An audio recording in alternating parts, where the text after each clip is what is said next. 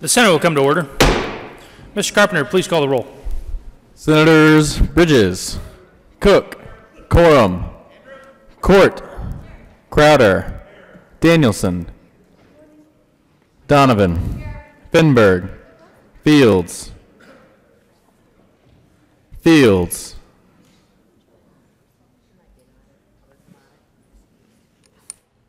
Excused.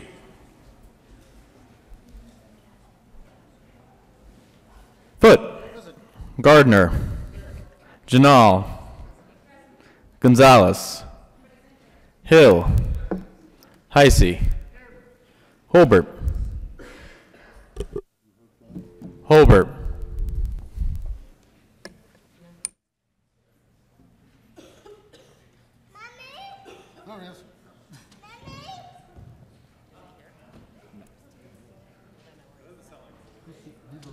Excused.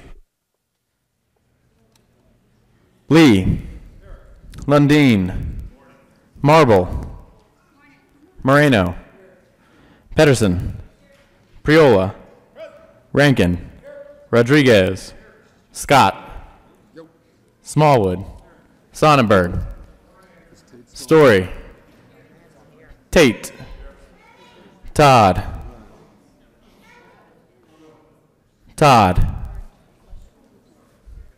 Williams, Winter, Excused. Woodward, Zenzinger, Holbert. Mr. President. Here. With 33 present, 0 absent, 2 excused, we have a quorum. Senator Janal, would you please lead us in the Pledge of Allegiance? Thank you, Mr. President. I pledge allegiance to the flag of the United States of America and to the republic for which it stands, one nation under God, indivisible, with liberty and justice for all. Approval of the Journal. Senator Foote. Thank you, Mr. President. I move that the reading of the Journal of Monday, March 4th, 2019 be dispensed with and the Journal be approved as corrected by the Secretary. You have heard the motion. All those in favor say aye. All those opposed, no. The ayes have it, and the motion is adopted. Committee reports. March 4, 2019, Committee on Business, Labor, Technology, Advocacy, and Americans Committee recommends following. House Bill 1083 be referred to Committee of the Whole with a favorable recommendation. March 4, 2019, Committee on State Veterans and Military Affairs, Advocacy, and Americans Committee recommends following. House Bill 1007 be referred favorably to Committee on Appropriations. March 4, 2019, Committee on State Veterans and Military Affairs, Advocacy, and Americans Committee recommends following. Senate Bill 154 be referred favorably to the Committee on Appropriations.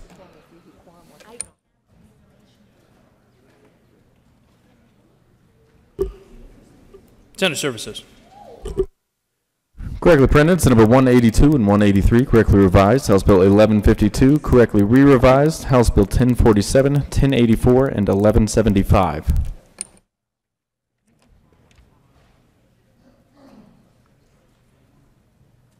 Introduction of bills. Senate Bill 184 by Senator Tate and Representatives Arndt and Catlin concerning a grant of authority to the Colorado Water Institute to study potential uses of blockchain technology. Agriculture and Natural Resources. Senate Bill 185 by Senator Fields and Representative Landgraf concerning protections for minor human trafficking victims and in connection therewith requiring a post-enactment review of the implementation of this act. State Veterans and Military Affairs. Senate Bill 186 by Senators Donovan and Corman and Representative Arndt concerning the expansion of agricultural chemical management plans to protect surface water. Agriculture and Natural Resources.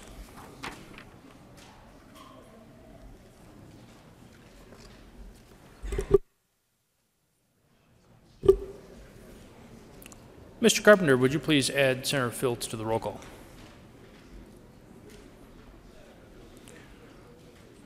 Third reading of bills. Mr. Carpenter, would you please read the title to House Bill 1152? House Bill 1152 by Representatives Harrod and Galindo and Senator Gonzalez concerning eliminating the requirement that a student member of the State Student Advisory Council for Community Colleges and Occupational Education must be an in-state student for tuition purposes prior to election to the State Student Advisory Council for Community Colleges and Occupational Education. Senator Gonzalez. Thank you, Mr. President. I move House Bill 1152 on third reading of bills, final passage, and ask for an aye vote. Is there any discussion on House Bill 1152? Seeing none, the motion before the body is the passage of House Bill 1152. Are there any no votes? Minority Leader. Senators Marble, Sonnenberg, Heisey, Woodward, Lundin, Gardner, Scott, Hill, Smallwood.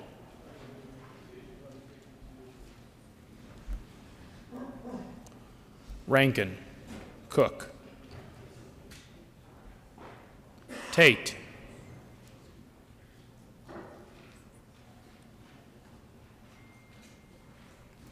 with a vote of 21 ayes, 13 no votes, 0 absent, 1 excuse, House Bill 1152 is passed.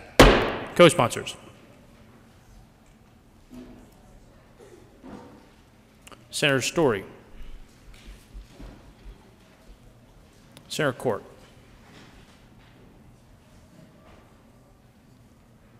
Senator Moreno. Senator Todd.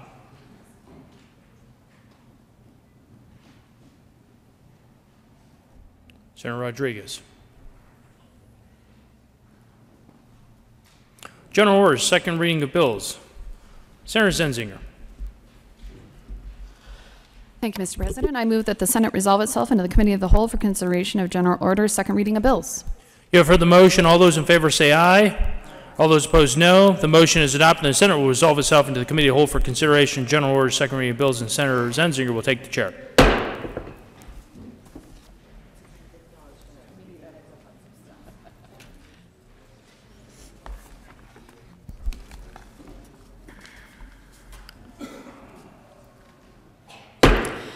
The committee will come to order and the coat rule is relaxed.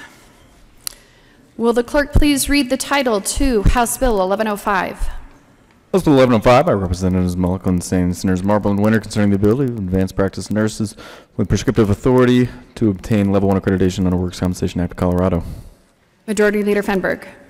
Thank you, Madam Chair. I move House Bill 1105 lay over until tomorrow, Wednesday, March 6, 2019. The motion is to lay over House Bill 1105 until tomorrow, March 6. All those in favor say aye. Aye. Those opposed, no. The bill will be laid over until March 6th.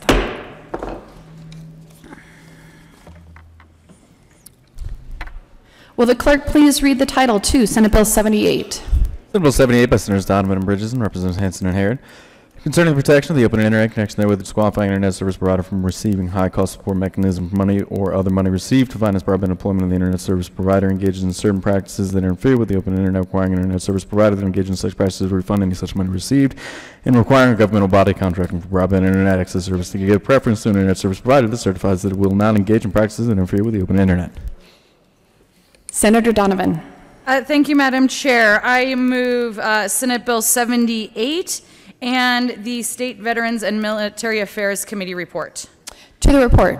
Thank you, Madam Chair. The committee report added some clarification, including that these the funds that we were talking about are only funds established by the state. Is there any discussion on the committee report? Seeing none, the motion is the adoption of the State Veterans and Military Affairs Committee report. All those in favor say aye. Aye. Those opposed, no. The ayes have it and the report is adopted. Senator Bridges. Thank you, Madam Chair. So this bill protects net neutrality in Colorado as far as we are legally able to protect net neutrality, given what the FCC has done to net neutrality in this country. This is good for consumers. This is good for businesses. Having a net neutral internet is what allows folks to start great businesses in their garages and build those companies into the kind of industry-leading firms and corporations that we need more of in this state. So this is good for consumers, it's good for Colorado's economy, and it's good for the state. Senator Donovan.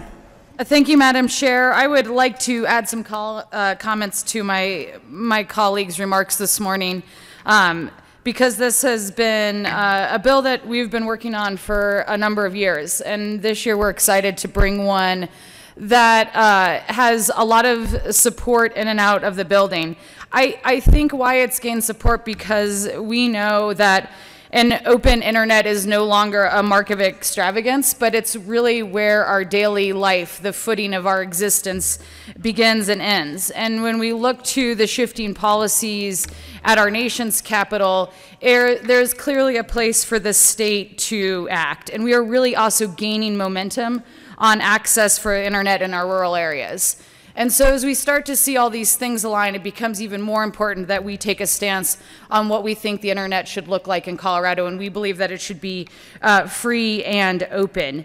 Colorado is a national leader in addressing issues across the spectrum of political topics that we work on, and this is no different. And so with this bill, we put ourselves at the forefront of addressing our country's collective concern, and we can show a way that we can lead on making sure that we have an open and free internet.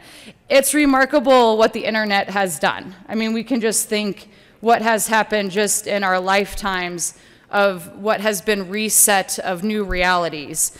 We've unlocked possibilities that were even unimaginable when I started kindergarten.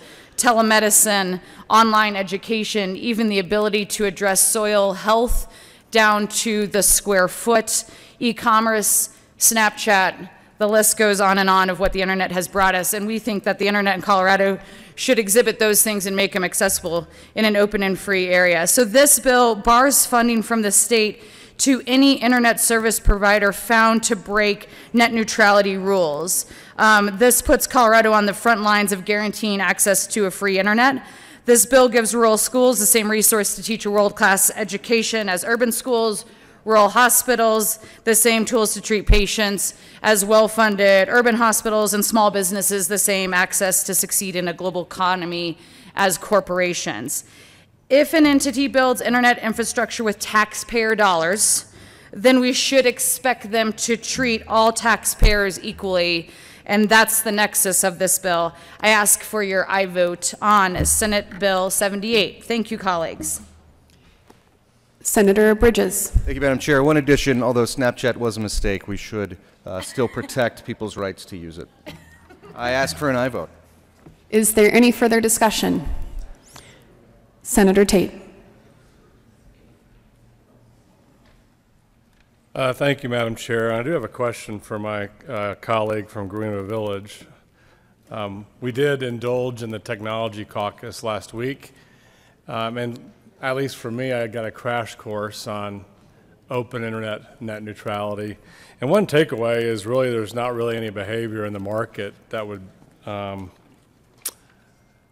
guess, be prescribed by this bill right now today. So in some ways, this is a looking forward bill, I suppose. I guess I do have a question. What does prioritization of websites look like to the bill sponsor in a way that would be illegal? Thank you. Senator Bridges. Thank you, Madam Chair. That's a great question, and for those of you who were not at the Tech Caucus conversation about net neutrality last week, you missed some incredibly smart people that really laid this out in a really understandable way. So, yes, this bill is a bill that looks forward. It is about making sure that the way that internet service providers are behaving right now continues to be the way that internet service providers behave. The fear, the danger is that as we see more and more vertical integration, Comcast owns NBC.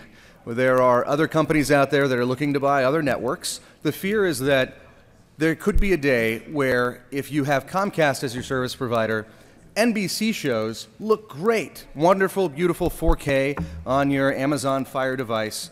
But if you want to watch CBS All Access, all of a sudden, those new Star Trek TV shows, they come in grainy.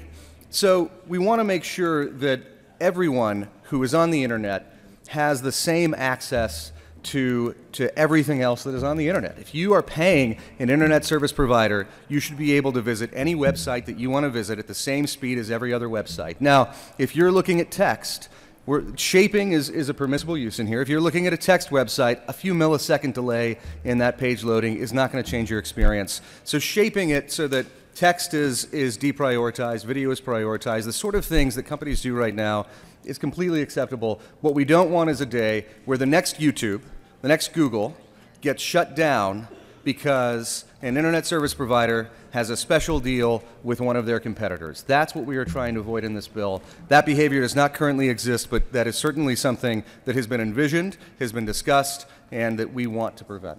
Thank you. Senator Lundin. Thank you very much, Madam Chair. So I have a question of ignorance, and I think ignorance in this space is probably more ubiquitous than we would all like to acknowledge. Is there anything in the course of this policy making that would in fact impede or prevent those who provide these services from innovating, from expanding, from in fact getting to the free and fair and open that you're asking for? Sometimes the unintended consequences of creating boundaries and barriers is in fact you lose access to that which you in fact are trying to promote. What are your worst fears of unintended consequences, I guess is the question. Senator Donovan. Thank you. I always love the discussion around unintended consequences, right? It's one of our largest responsibilities we have as lawmakers. I feel confident in this bill that it would still allow for innovation, you know, and the next thing that we have not yet imagined to occur. Let me point for two reasons why I can say that with confidence, and then I'll follow up with a concluding comment. One, we've been working on this concept for at least 3 years of having it on bill paper. And so this language has been heavily dissected and had many, many eyes on it. Secondly, not only has that process happened over many years, this bill has also been out there since early January. We've broadly had it examined and looked at by, we weren't trying to hide anything from the telecom industry. So while I'll be careful not to speak for them at this mic, I think a lot of them got to a place where they're comfortable with this bill and don't see any very encumbering restrictions as the bill is written.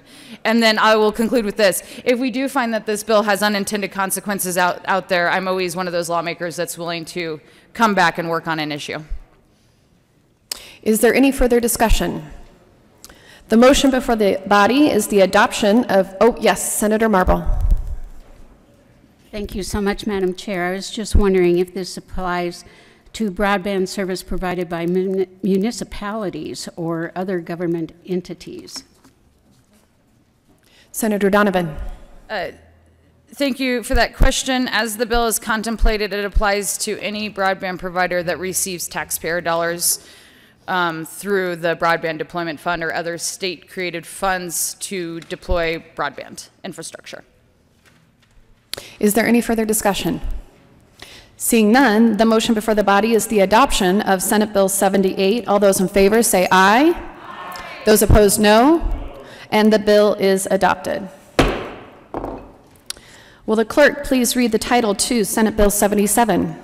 Bill 77 by Senators Priolo and Williams and Representative Hansen concerning measures that affect the development of infrastructure used by electric motor vehicles and in connection with establishing a process of the Colorado Public Utilities Commission whereby a public utility may undertake implementation of electric motor vehicle infrastructure program within the area covered by the Utility Certificate of Public Convenience and Necessity. Senator Priola. Thanks, Madam Chair. I move Senate Bill 77 and the committee report. To the report. Senator Williams. Thank you, Madam Chair. Members, on Senate Bill 1977 on the Business, Labor, and Technology Committee report. We have factors to consider for electric vehicles and how we build the infrastructure for Colorado. We have outlined what can be regulated and unregulated. We have a cost recovery plan. We have actually the criteria for which the PUC can consider approval for the plans. And that's basically what the Business, Labor, and Technology Committee report does. The motion before the body is the adoption of the Business, Labor, and Technology report. All those in favor say aye. Aye. Those opposed, no. And the report is adopted. To the bill, Senator Williams. Thank you, Madam Chair. Members, Senate Bill 77 will allow a utility to apply to the Colorado PUC Commission to build facilities to support electric vehicles. We know that the growth in Colorado has been slow, and it's been all about the fear factor, right? So if you plug in and you leave Denver, you've got to know where you can plug in and charge up before you get to Vail. And this bill will remove those barriers. It will require IOUs to create the proposal for the PUC developing the electric infrastructure, and provides the criteria on the utility investments. We had overwhelming support on this when we were hearing the testimony in committee. We had manufacturers, we had labor, we had owners, we had environmental organizations, the energy office, the business sector, and we also had rural Colorado. We heard from rural Colorado on this, and they are all in support of us moving forward, moving this state forward on the infrastructure for electric vehicles. This bill also aligned with the governor's executive order. And I think what's important also to point out is that with the widespread adoption of the electric vehicles, that we will consider low and moderate income and underserved communities. And that's an expectation that we have in the legislation. And I'll ask you for an aye vote. Senator Priola. Thank you, Madam Chair. Members, Senate Bill 77 is a good bill that will put downward pressure on utility rates for all consumers. I ask for an aye vote. Senator Crowder. Thank you, Madam Chair. As I understand the bill, you're going to set these charging stations up along the highways, but as I understand it, you could just pull into one of these charging stations and there's no charge whatsoever on the electricity. Wait till I get to my question. As I understand it, if this is the case, then this would be a burden upon the subscribers of the power companies. And I would like to ask, now you can shake your head no. I would like to ask the proponents of the bill if this is actually correct and how precisely this works. Does it, when a person pulls in a charging station, would they have to pay for it? Senator Priola. Thank you, Madam Chair. Senator Crowder, I understand this issue is difficult for some to wrap their minds around. It's new technology and it's changing very quickly. There is language in the bill to have a competitive process, and is the reason ChargePoint and other companies support the strike below, support the bill as it stands now. What can happen is, for example, a come and go could work with Xcel Energy and ChargePoint to install charging stations in their parking lot, and they may charge whatever they want. I saw an article the other day that Tesla charges 28 cents per kilowatt hour for their fast charging network, which, by the way, is about 150 miles, every 150 miles all over the country right there. Now, they have a competitive advantage over GM, Ford, VW, Audi, Porsche, all those, Volvo, as it stands now. This bill will allow investor-owns, Black Hills, Xcel Energy, to work with the existing VW money that will go toward the rural co-ops to build out a network for the others to either get inducements. Example of come and go, Come and Go could subsidize and pay for the electricity as an inducement to get folks to come inside and buy coffee, drinks, so on and so forth, or at the charge point port, you can pay on a credit card. I have the app on my phone. I used a charge point charging station in Lincoln, Nebraska when my daughter and I did a road trip last September, I believe it was. I used the other fast chargers with the company name T because that's my EV. This is a fair bill that will put downward pressure on electric rates for all the folks in the investor owns. You have to understand predominantly 80 or 90% of the charging of electric vehicles will be done at night. I charge between 10 p.m. because that's when my rate drops down to 6 cents per kilowatt hour. It costs me 2 cents a mile to drive my car. Do the math on the mileage on your car and how much it costs. Imagine the usage of electricity of having 3 washers and dryers in your house running from 10 p.m. until 6 a.m. in the morning. That's the kind of load, that's the kind of electricity that investor-owned utilities will be selling additionally and above of what the current network, the current grid is underutilized, and it's how it will maximize the current grid and benefit all customers of electricity. I ask for an aye vote. Is there any further discussion? Senator Tate.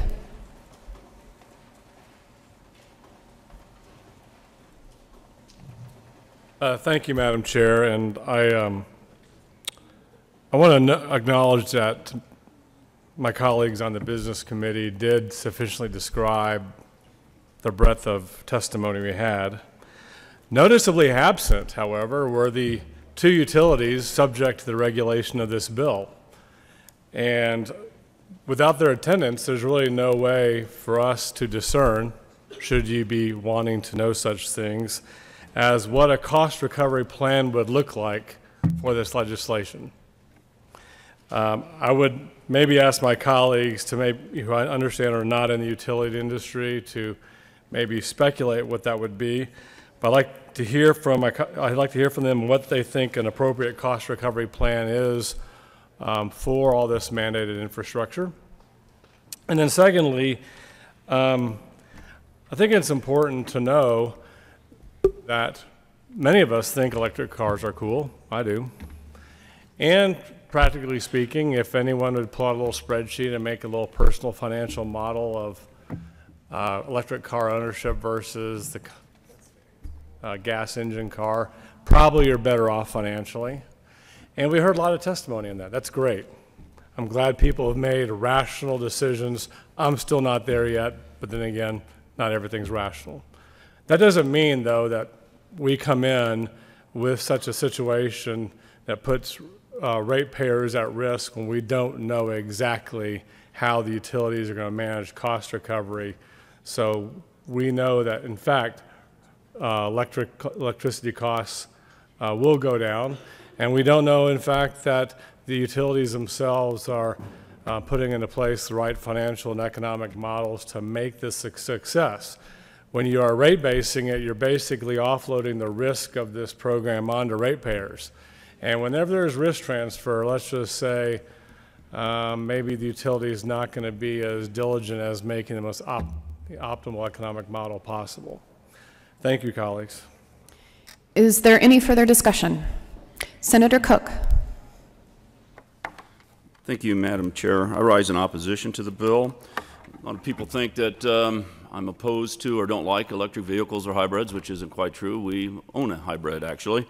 So I do not oppose those type of vehicles. What I am opposed to is the subsidies that they get. They should pay their own way. You know, you get a $7,500 tax credit from the feds, $5,000 from the state. And the thing that kills me is we're subsidizing rich people. 67% of all the households that own electric vehicles make over $100,000 a year. 67%, and they make $100,000, and now we have to subsidize those rich people that own electric vehicles once again.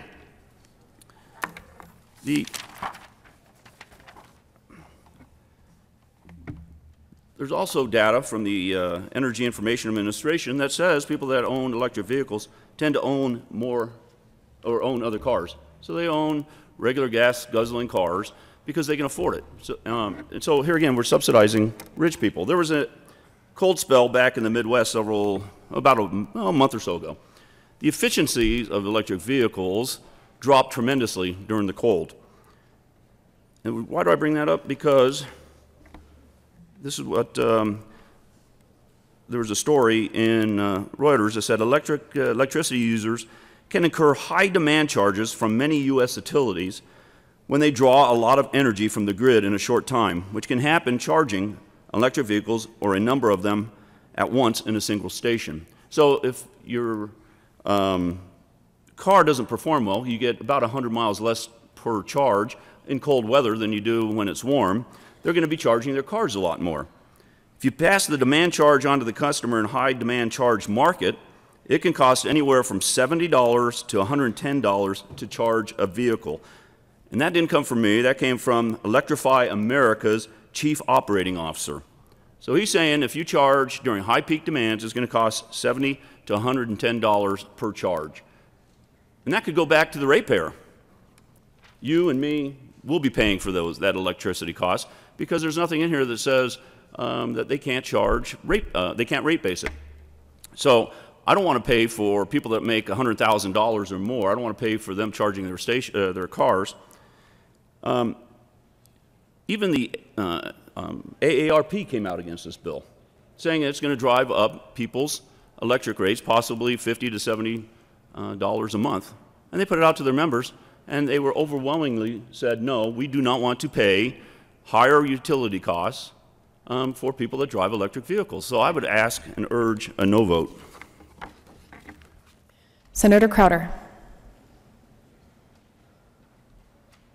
Thank you, Madam Chair. I didn't mean to come back, but there was something the sponsor indicated that I was curious about. If indeed this is a free market right now, he mentioned come and go that he utilized, that he paid for, and he's paid for electricity and charging elsewhere, why do we need this legislation? Why not have the private sector come forward, install the entities in charge? Why is it we need this legislation if currently they're paying for it? I would like a kind of an answer on that from the sponsor.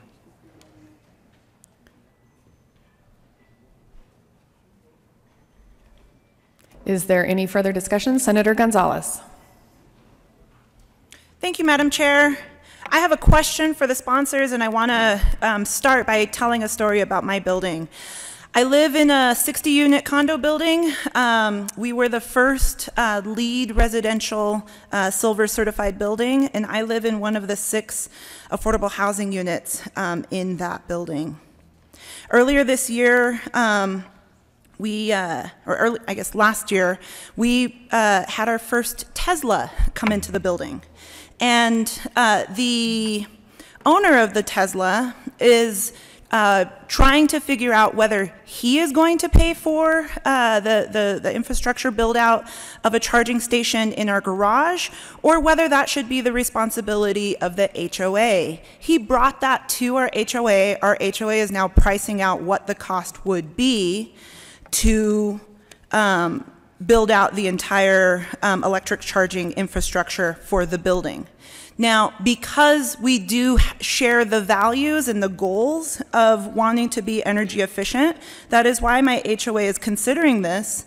However, for me as an affordable housing unit owner, the thought and idea of potentially having to pay for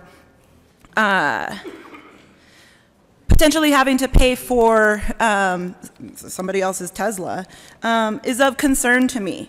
It strikes me, I tell that story because it strikes me as an allegory for the conversation around Senate Bill 77, where we're asking ourselves the question, who should be responsible for paying the costs of this electric vehicle infrastructure build out. And so I have direct and specific questions for the sponsors of this bill.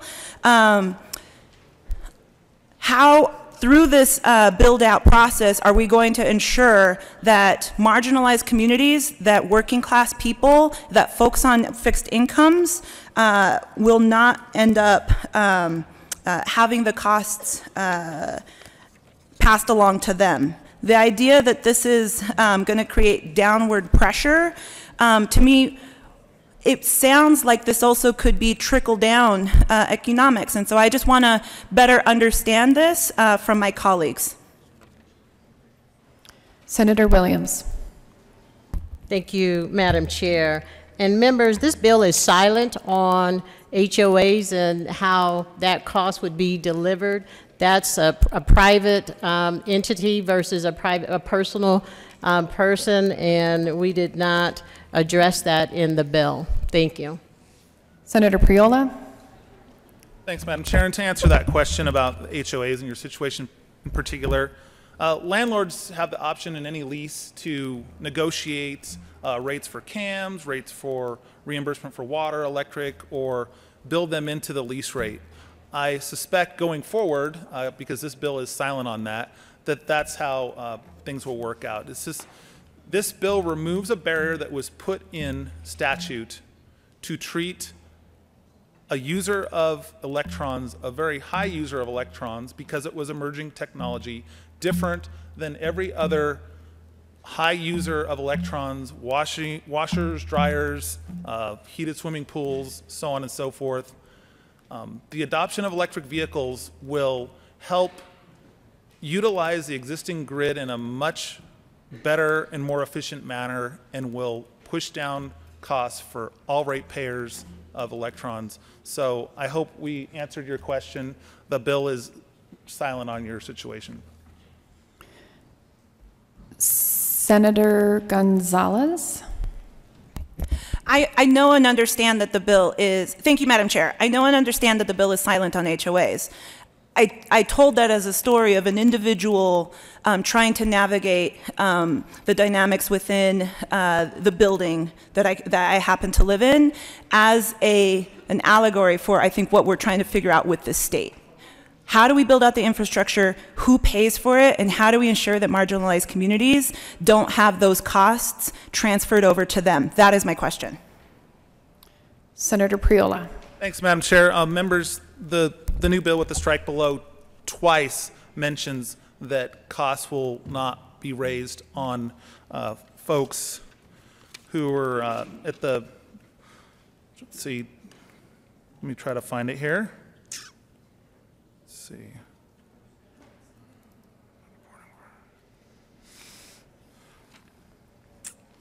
Let's see. Widespread adoption of electric vehicles should provide consumers of fuel cost savings, electric utility customers with potential cost savings benefits. Widespread adoption of electric vehicles should stimulate innovation competition. Widespread adoption of electric vehicles should improve the electric public utilities, electrical system efficiency, operational flexibility, including the ability of electric public utilities to increase variable and new renewable energy generation sources, make use of off-peak.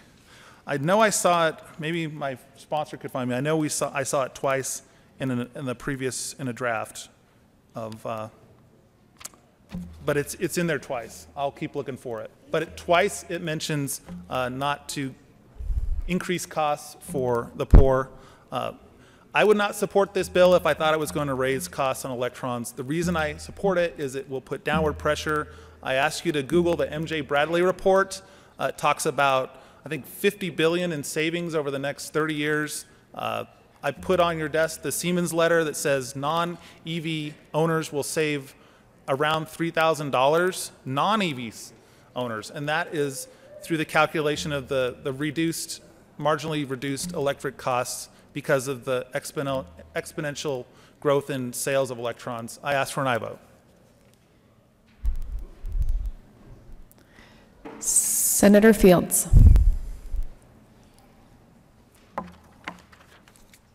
Thank you, Madam Chair. And I agree with the senator from Denver who talked about the scenario that she has with her HOA.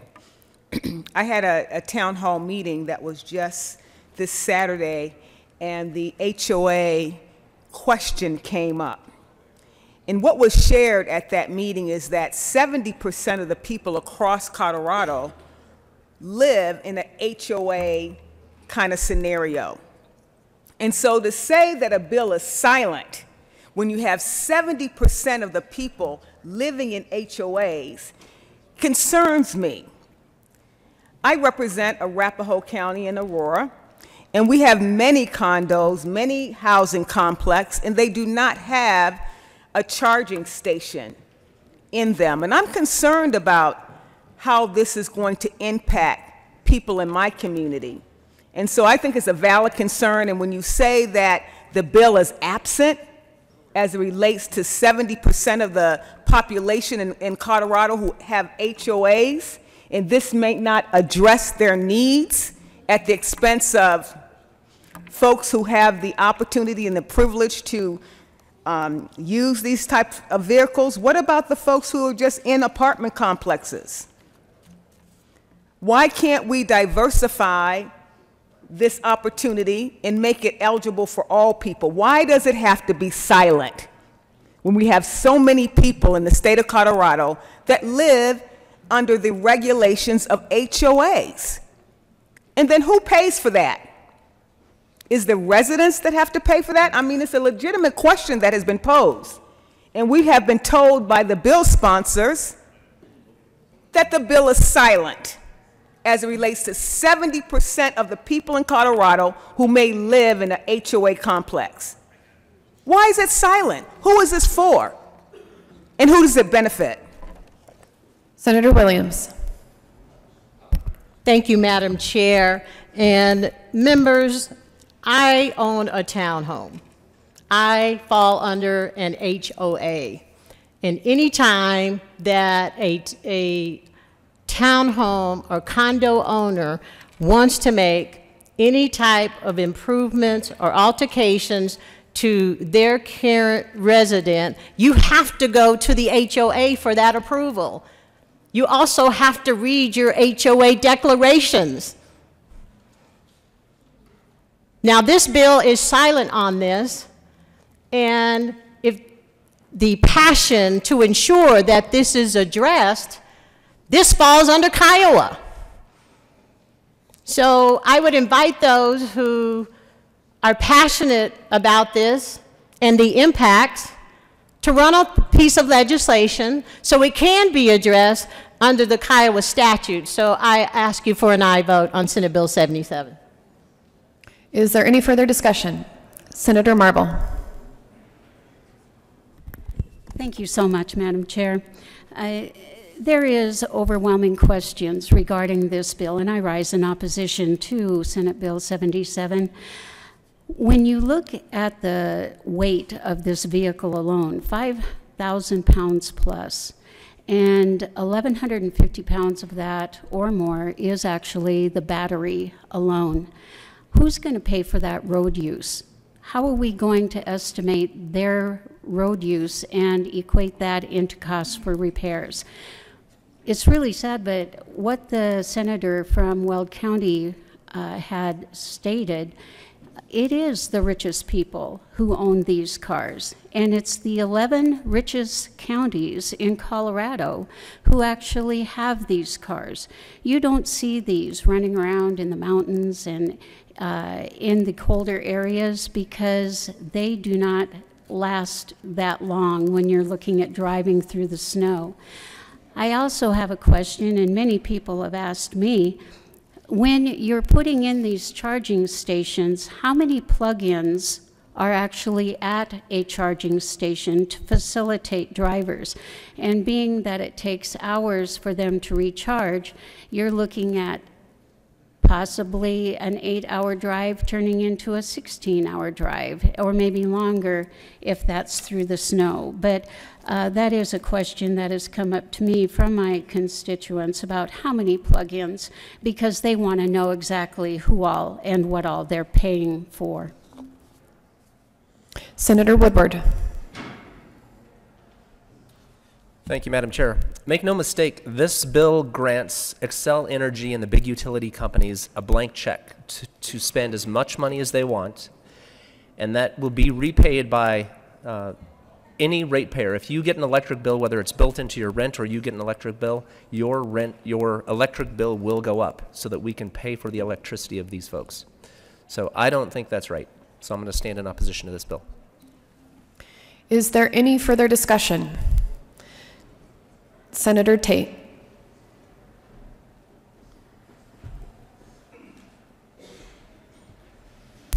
Thank you, Madam Chair. I do want to say that the comments from my colleague from Loveland, that's a plausible scenario, absent knowing more about the cost recovery plan. I'm kind of taken aback by the apartment HOA discussion because it didn't really occur to me during the hearing how important that was. But in the context of not really understanding what the cost recovery plan, it strikes me how important that really is. The premise behind lowering utility rates that this bill has is associated with reducing load factor at the utility level. Now, what's load factor? Load factor is a function of how much energy you're moving through the infrastructure versus the capacity of the infrastructure to move that energy. So if you're moving maximal energy through the infrastructure all the time, that's 100% load factor, and that means you have the cheapest energy because the cost of the infrastructure's dispersed over a maximum number of electrons. And so ultimately, if you are going to be improving load factor by having electrons moving through the grid at night charging cars, I can see that being true. However, that does mean that we need to be really thinking about HOAs as a critical part of what the future looks like, because that's where apartments and residences are primarily where electron consumption is going to happen at night. Daytime consumption is with, electron filling station throughout, the commercial areas of town. That's going to happen at much higher peak energy times, and it's going to be more expensive electrons. And so that's why I'm asking about the cost recovery plan. Is Excel and Black Hills, who by the way aren't really rural, but maybe Pueblo seems like a rural town to us folks here in Denver. Maybe maybe Excel and Black Hills have contemplated that. Maybe they're going to have a pricing model to make sure to charge time of use rates on a day-to-day basis. Maybe they're going to have a plan, some kind of plan. But again, it's hard for me to really know what to kind of say, yeah, this bill makes sense financially without discussions from the utility as to what such planning looks like. Anyways, sorry to be a Debbie Downer. Thanks, members. Is there any further discussion? Senator Fenberg. Majority Leader Fenberg. Thank you, Madam Chair. I think it's interesting, the debate that we're having here this morning on this bill, but I also think there's a lot of questions flying around that are very easily answered in the bill itself. For instance, the cost recovery would be regulated by the Public Utilities Commission, which already regulates and approves cost recovery for all investments for investor-owned utilities. It says just like distribution investments, that's how they would do cost recovery, meaning it has to be approved by, vetted, making sure that they're prudent investments for ratepayers. There is an Office of Consumer Counsel at the PUC that actually advocates to make sure that the investments that are made are not negatively impacting ratepayers, especially low-income ratepayers. That's how it already works. This would be evaluated and decided in the same way that every other investment works. If people have criticisms of how that process works, I share a lot of those criticisms. The monopoly utility model is essentially a socialized power company. We make investments and we all pay for it to make sure we have reliable power. That's a much bigger conversation. That's a much bigger debate on how to change that and if we want to change that as a state. But I see this bill fitting in line with exactly how everything has been handled at the PUC already. We can have criticisms about that, but I think we should be true to what the bill is intending to do, which is creating a cost recovery plan as administered and approved by the regulators that we confirm here as a Senate. Senator Tate. Thank you, Madam Chair, and I appreciate the Majority Leader reminding us that there are processes in place to make sure that something gets approved with input from our regulatory bodies. I just didn't think it was too much of a stretch to ask our IOUs at a committee to speculate what kind of cost recovery plan they would submit to the PUC for all those approvals that the Majority Leader talked about. Not, I guess maybe that's pirate's code in a way, but I would like to have known kind of maybe sort of what you utilities might think you might do with regard to this bill in terms of a cost recovery plan. Anyways, thank you, Madam Chair. Is there any further discussion? Senator Gonzalez. Thank you, Madam Chair. I just want to thank Majority Leader Fenberg for answering the question that I raised directly. Thank you. Is there any further discussion? Seeing none, the motion before the body is the adoption of Senate Bill 77. All those in favor say aye. Aye. Those opposed, no. The ayes have it, and the bill is adopted. Will the clerk please read the title to Senate Bill 138? Senate Bill 138 by Senators Winter and Priola and Representative Berg concerning bonding requirements for contractors that are party to certain public-private initiatives.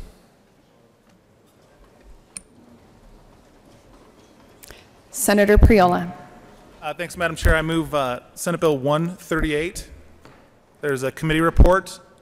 I move the committee report from Finance. Thank you. Is there any discussion on the committee report?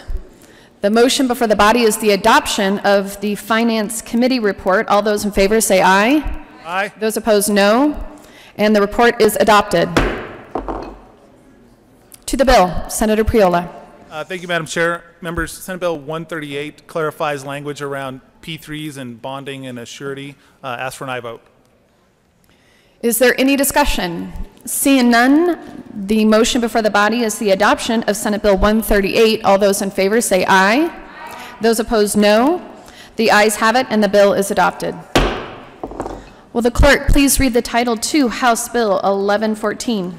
House Bill 1114 by Representatives Skyland, Valdez, Dean, Senators Danielson, and Cook concerning the implementation under state law by the Commissioner of Agriculture of federal produce safety standards for farms.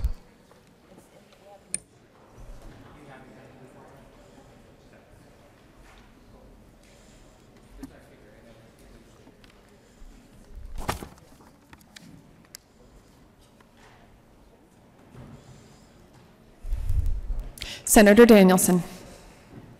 Thank you, Madam Chair. I move House Bill 1114 and urge an aye vote.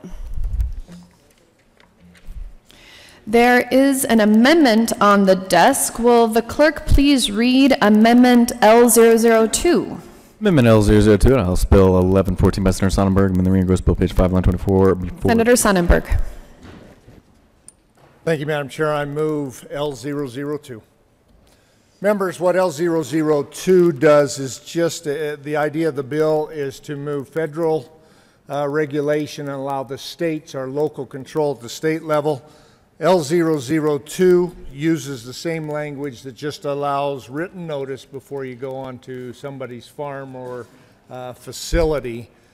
So I would ask for your aye vote. That's the standard at the feds. I'd ask for an aye vote. Senator Cook. Thank you, Madam Chair. I asked for an aye vote on Amendment 002. It's a favorable amendment, and we did check with the Department of Ag, and they are good with it. Senator Danielson. Thank you, Madam Chair. I just want to concur, colleagues. It's a fine change, acceptable to the department, and I am fine voting yes on the amendment. Is there any other discussion? Seeing none, the motion is the adoption of Amendment L002. All those in favor say aye. Those opposed, no. And the amendment is adopted. Senator Cook. Thank you, Madam Chair. I ask for an aye vote on this bill. In a nutshell, what it does, it takes the authority away from the FDA to regulate fruit and vegetable growers and puts it down to the state level. Many of you in northern Colorado know Bob Sakata, and he is the president of the Fruit and Vegetable Growers Association. And he came and testified and is 100% in favor of the Department of Ag here regulating the business over that of the FDA, because the FDA already has this authority. And they took a vote of the fruit and vegetable growers, and they came out unanimous in support of this bill. Is there any further discussion? Senator Danielson. Thank you, Madam Chair. Yes, colleagues, I urge an aye vote on House Bill 1114.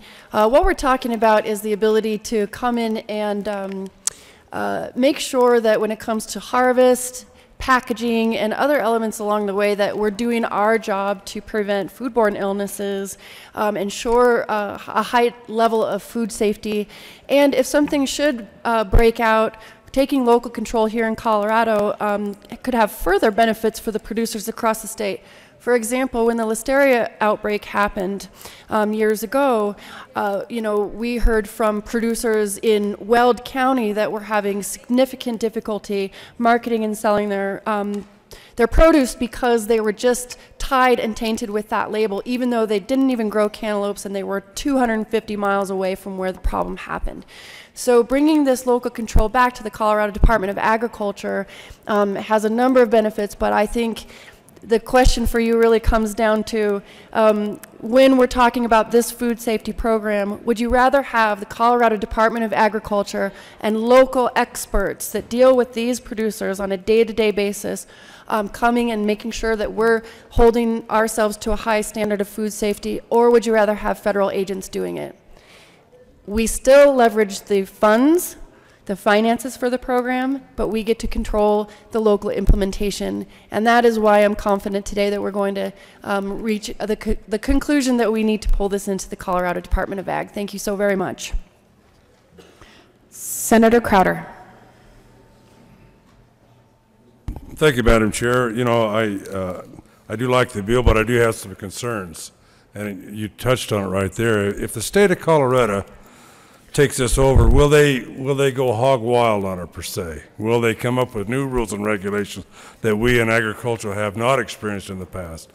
What assurances, I guess my question is, what assurances do we have in agriculture that this will not mushroom into a situation where, you know, the state of Colorado government goes rampant, way far and above the federal level? That's my only concern with this.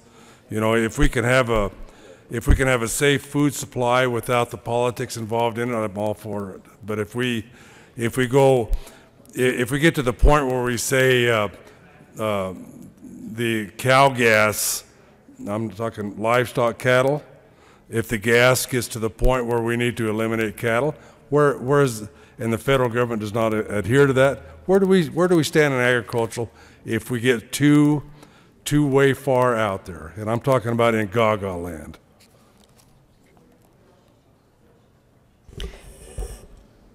Senator Sonnenberg.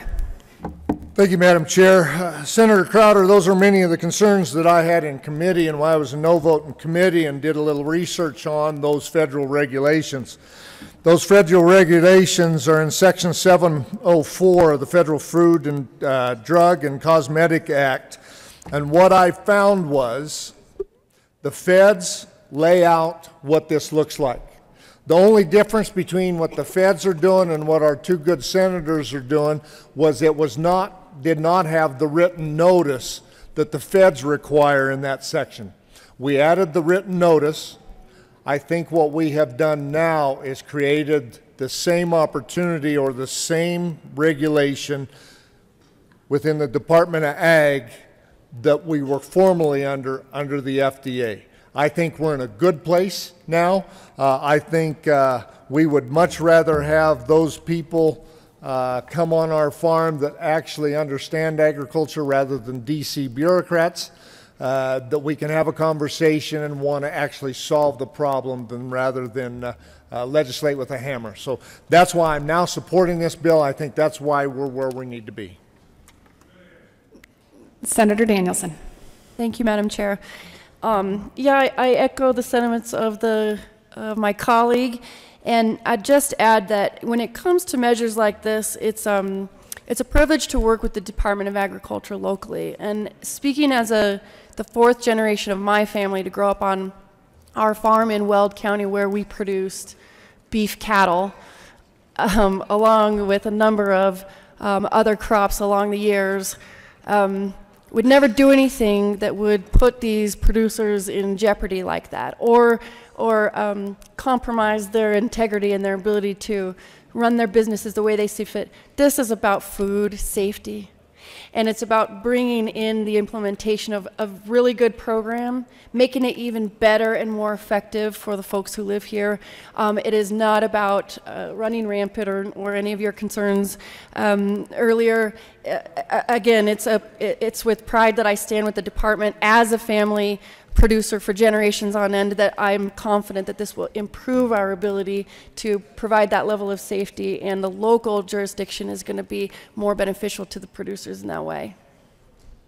Senator Cook. Thank you, Madam Chair. I think we all have some concerns about when government gets involved in things, but we heard in testimony, again, from Bob Sakata, one of the largest vegetable growers in the state, that he has been working with the Department of Ag, and their focus is on education, not enforcement. So the Department of Ag is going to work with the fruit and vegetable growers, and that's all this bill affects. It doesn't affect any cattle growers. So they're going to focus on the education aspect and not the enforcement. And I think under the federal government, it would be the opposite. They would concentrate on enforcement and not the education aspect. Senator Danielson. Thank you, Madam Chair. And just one quick thing to add to my colleague's comments is it wasn't just one producer or his organization. We heard from the Rocky Mountain Farmers Union in committee. We heard from the Farm Bureau, the Ag Department, local producers. There's a broad base of support from the producing community. And so there again, at the request of those who are impacted, we're running a measure to improve the implementation of this food safety program. Is there any further discussion? Seeing none, the motion before the body is the adoption of House Bill 1114. All those in favor say aye. Those opposed, no.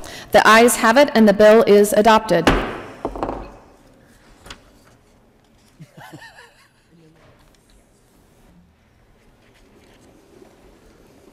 Mr. Majority Leader. Thank you, Madam Chair. I move the committee rise and report.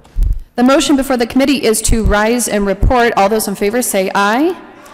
Those opposed, no. The ayes have it, and the committee will rise and report.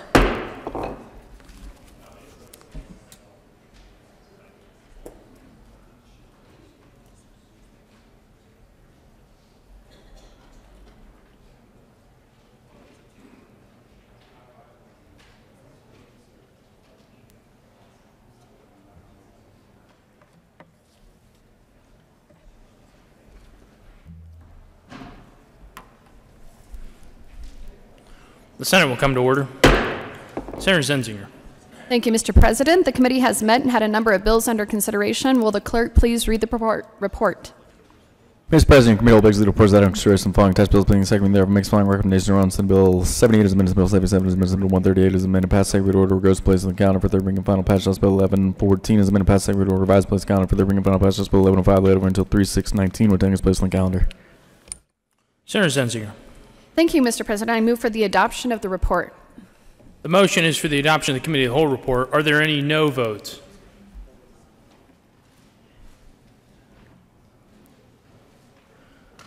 With a vote of 34 ayes, 0 noes, 0 absent, and 1 excuse, the committee of the whole report is adopted.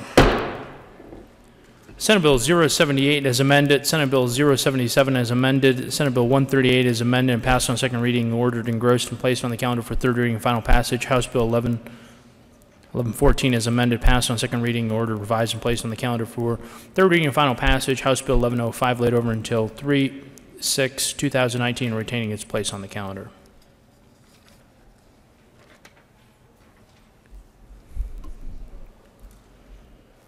Consideration of House amendments to Senate bills. Will the clerk please read the title to Senate Bill 029? Senate Bill 029, Senator Crowder represents Landgraf and Sullivan concerning Colorado income tax liability of an individual in active duty military service. Senator Crowder. Thank you, Mr. President. I would like to inform you that I do concur with the House amendment. I think they added the word acquire twice. And I wanted to thank them for their diligence on this. I think they woke up on it. I move Senate Bill 1929 and concur. Is there any discussion? The motion is that the Senate concur with House amendments to Senate Bill 029. Are there any no votes?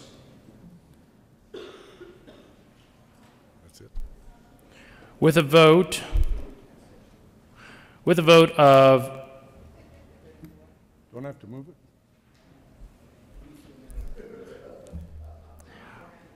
I'm with you. I feel like a House member.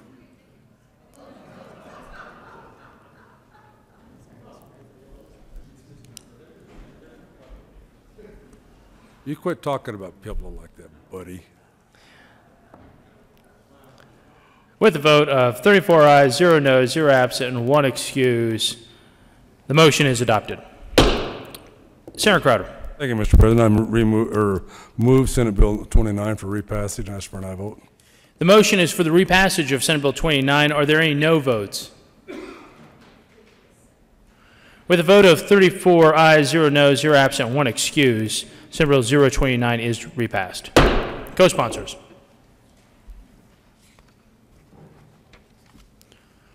Consideration of governor's appointments, consent. Mr. Carpenter, would you please read all of the appointments listed on the consent calendar?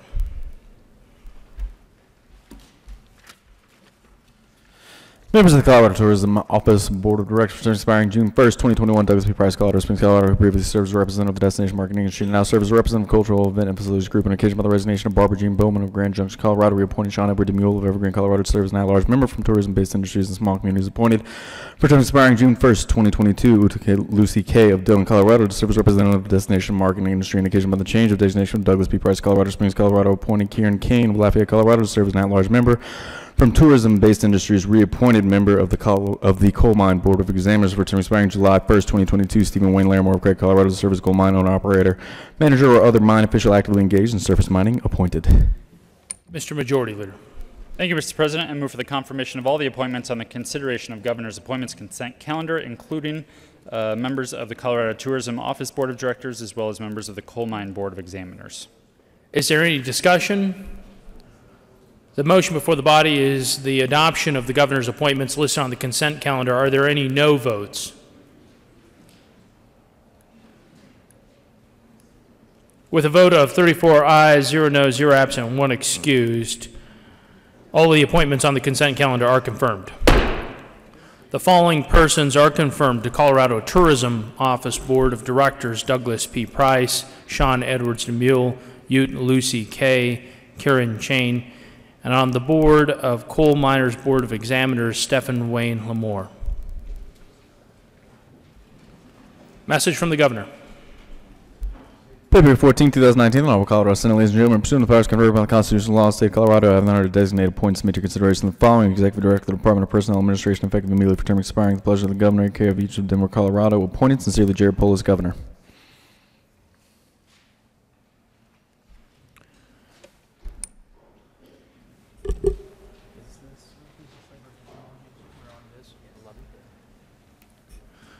Business, Labor, and Technology. February 19, 2019, Honorable Colorado Senate, ladies and gentlemen, pursuant to powers conferred by the Constitutional law of the State of Colorado, I have the honor to designate appointed submit to consideration the following members of the Board of Governors of the Colorado State University System for terms expiring December 31st, 2022. Armando Valdez of Laura, Colorado, to serve as a member with substantial experience in production of agriculture, to serve as a Democrat, appointed Russell Anthony DeSalvo III of Pueblo, Colorado, to serve as a Republican, appointed sincerely Jared Polis, Governor. Education. February 19, 2019, Honorable Colorado Senate, ladies and gentlemen, pursuant to the powers conferred by the Constitutional law of the State of Colorado, I have the honor to designate appointed submit to consideration the following members of the Colorado School of Mines Board of Trustees for a term expiring December 31st, 2022. Denise Burgess of Denver, Colorado, is a Democrat who is not a graduate of the Colorado School of Mines, appointed sincerely Jared Polis, Governor. Education. February 19, 2019, the Colorado Senate, ladies and gentlemen, pursuant to the powers conferred by the Constitutional law of the State of Colorado, I have to designate reappoint submit to consideration the following members of the Board of Trustees for Adams State University for terms expiring December 31st, 2022. John William Singletary, Republican, Colorado, Democrat, reappointed. Cleve Ann Simpson of Alamosa, Colorado, Republican, reappointed. Sincerely, Jared Polis, Governor. Education. February 19, 2019, the Colorado Senate, ladies and gentlemen, pursuant to the powers conferred by the Constitutional law of the State of Colorado, I have the honor to designate appoint reappoint submit to consideration the following members of the Board of Trustees of the University of Northern Colorado for term expiring December 31st, 2020. Richard L. Monfort, degree of Colorado, Republican, reappointed for term expiring December 31st, 2022. Janice Carey Sindano, Evergreen, Colorado, Republican, reappointed. Stephen Moreland Jordan, PhD of Lafayette, Colorado, unaffiliated, appointed. Sincerely, Jared Polis, Governor. Education. February 19, 2019, the Honorable Colorado Senate, ladies and gentlemen, pursuant to the powers conferred by the Constitution of the State of Colorado, having their designated appoint, reappoint, and submit to your consideration the following members of the Board of Trustees for Lewis College for term expiring December 31st, 2022. Janet K. Lopez, Vilsack, PhD of Mountain View, Colorado, Democrat, appointed. Alan G. Hill, Democrat, Colorado, unaffiliated, reappointed. Sincerely, Jared Polis, Governor. Education. February 19, 2019, the Honorable Colorado Senate, ladies and gentlemen, pursuant to the powers conferred by the Constitution of the State of Colorado, having their designate, appoint, reappoint, submit to consideration the following members of the Board of Trustees for Western State Colorado University for terms expiring December 31st, 2022. Eric Marshall, Fairchild of Gunnison, Colorado, Republican, reappointed. James Charles Pribble of Louisville, Colorado, a Democrat, appointed. Sincerely, Jared Polis, Governor. Education. Committee reports. March 4th, 2019, Committee on Judiciary after consideration of Mayor's Committee as following. House Bill 1148 be referred to the Committee of Whole. The favorable recommendation. March 4th, 2019, Committee on Judiciary after consideration of the Mayor's Committee as following. House Bill 1172 be referred to the Committee of Whole. The favorable recommendation. Recommendation be placed on the consent calendar. Would the Capitol Choir please convene, and would Senator Woodward please make his way to the well? Today, members, is Senator Woodward's birthday.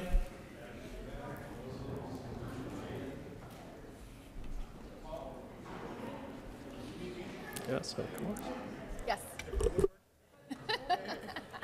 Which Woodward? The short one. Is this it? Yeah. It's a very small choir today. Where's Paul? Paul, come on. We need a note, though. That's a good one. Happy birthday to you. Everybody now. Happy birthday to you. Happy birthday, Senator Woodward. You got it right. Happy birthday to you.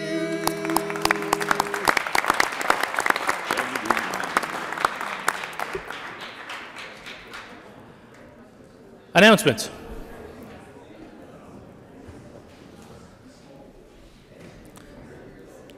Senator Court. Thank you, Mr. President. Finance Committee and people with bills in Finance Committee, heads up. This afternoon we will be in LSBA. Therefore, Senators Todd, Crowder, Janal, you need to remember to be at LSBA at 2 o'clock for your bills. And we are laying over House Bill 1135 because both sponsors are not here, and we're just going to lay that one over. So we will do Senate Bill 137 and 133 in LSBA at 2. Thank you. Senator Rankin. Thank you, Mr. President. Tomorrow, members, is Rural Hospital Day. And in that we have had considerable discussion about the sustainability of rural hospitals. Please welcome 31 rural hospital CEOs to the Capitol tomorrow, along with members of their staff. Thank you. Senator Janal. Thank you, Mr. President, and the Senate Local Government Committee. We will be meeting at 2 p.m. today, but we will be in LSBB, so right across the hall from Senator Court. We will not be hearing House Bill 1035. It was laid over for a week, so we'll hear that on March the 12th. We will be hearing Senate Bill 141, Senate Bill 151, Senate Bill 152, and Senate Bill 158. So remember, LSBB at 2 p.m. Thanks. Senator Phillips. Thank you, Mr. President. I would like to request a moment of personal privilege. Granted. Members, I stand before you not only as a senator, but I stand before you as a crime victim. I stand before you because I am a champion for those who have been harmed by crime. Yesterday afternoon, I think it was about 4:30, approaching 5, I was at my desk and I heard the reading of Senate Bill 182. Senate Bill 182 is designed to abolish the death penalty. That was on Monday, March 4th. That afternoon, I later heard, that evening, which was yesterday, Monday, I heard that there was going to be a press conference advertising or announcing or discussing the abolishment of the death penalty today at the Capitol. Then I read in our bulletin that Senate Bill 182 is going to be heard in judiciary tomorrow at 1:30. We're talking about March 4th, 5th, and 6th. I consider that a 1, 2, 3 punch. And when we think about the magnitude of abolishing the death penalty, surely there should be enough time to ensure a thorough and comprehensive debate. Now, what I have described to you is within the rules. It is within our protocol. But my question is it necessary when we're considering such a huge policy decision as it relates to abolishing the death penalty? Thank you, Mr. President, for this privilege. Senator Gardner.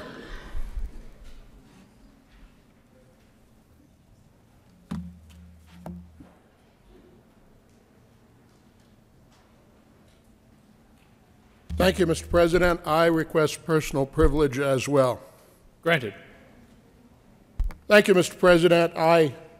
Having heard the remarks on personal privilege from my colleague from Arapahoe County, I hesitated, but I had planned also to take personal privilege this morning for quite a similar purpose. Yesterday, Leader Holbert requested personal privilege to call attention to the introduction and hasty assignment for hearing of a bill that will have monumental impact upon the economy of Colorado and the lifestyle and livelihood of so many. The majority leader responded, and as I understood his remarks, proclaimed essentially innocence of Leader Holbert's assertion that there was any intent to rush or subvert the process or achieve advantage in any way. But yet again, as a senator from Arapahoe County has noted, yesterday afternoon, the majority introduced a bill to repeal Colorado's death penalty and immediately scheduled it for hearing. Mr. President, today begins the last half of our session, and I had hoped we would continue what has been a spirit of cooperation and collaboration. But I fear that such disregard for the spirit of cooperation will render what has been an unwritten compact of cooperation asunder. And, Mr. President, I note that at least a couple or more senators of the majority, when asked about this introduction and hasty assignment, indicated to me that they felt they had no influence over this matter. So if elected senators of the majority caucus have no influence, I ask of you and I ask to the people of Colorado, who does have influence over these matters?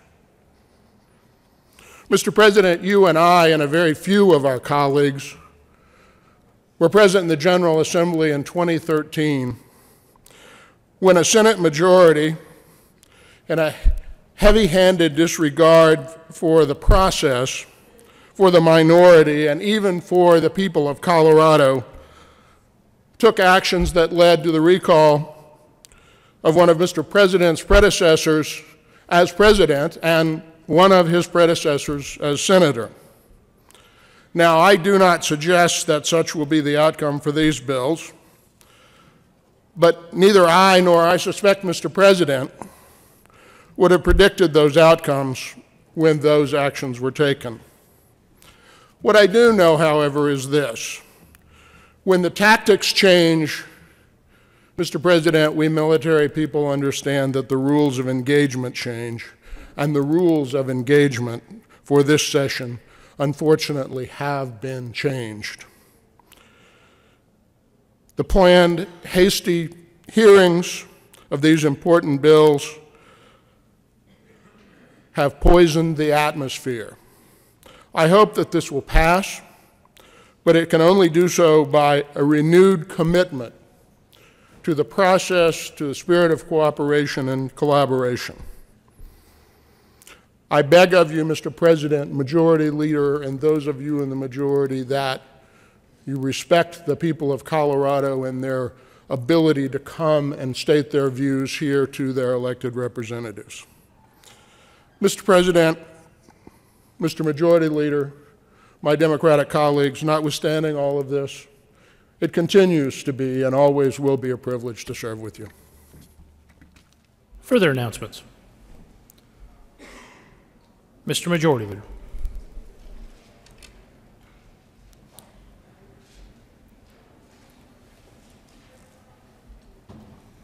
Thank you, Mr. President. Members, as many of the committee chairs have noted this morning, that there are some changes to committee rooms. So please pay attention to your calendars about that if you are heading to a committee.